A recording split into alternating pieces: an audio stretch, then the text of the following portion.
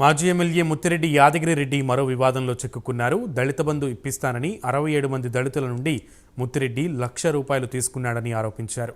ఆగ్రహానికి లోనైన బాధితులు నర్మెట్ట మండలంలోని ముత్తిరెడ్డి ఫామ్ హౌస్ను ముట్టడికి యత్నించారు. బాధితులను పోలీసులు అడ్డుకున్నారు. ఫిర్యాదు చేస్తే న్యాయం చేస్తామని పోలీసులు హామీ ఇవ్వడంతో బాధితులు ఆందోళన విరమించారు.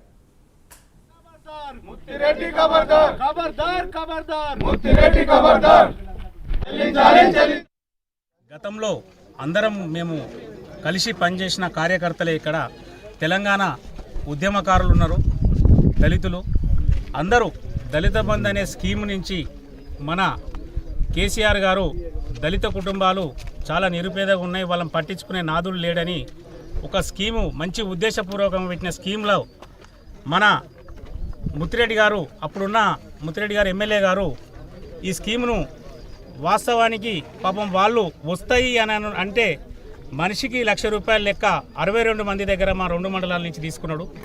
మేము అయినా ఇప్పుడు వాస్తవానికి గవర్నమెంట్ పోయింది కదా సార్, డబ్బులు కావాలని నెల నుంచి మా దళితులందరూ మేము అందరం కలిసి తిరుగుతున్నాం. పెద్ద మనుషులను కూడా మధ్యలో పెట్టినాం, పార్టీ పెద్దలను కూడా పెట్టినాం.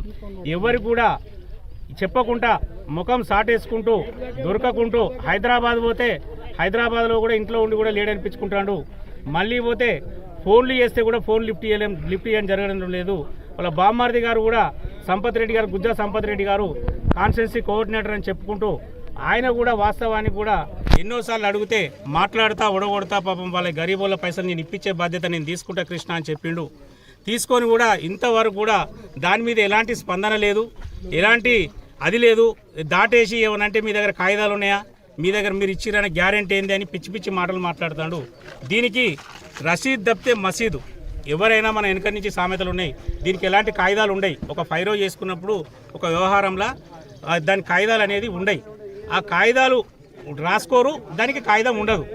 దాన్ని ఏదో లీగల్ కానీ మాట్లాడుకుంటూ